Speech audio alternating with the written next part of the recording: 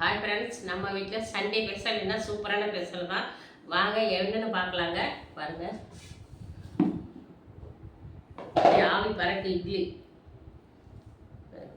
இட்லியில் ஒரு 2 இட்லி எடுத்து வச்சு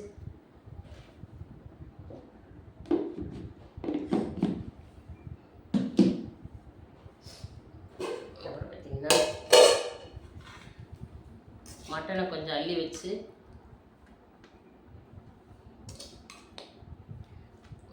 கொஞ்சம் அள்ளி வச்சு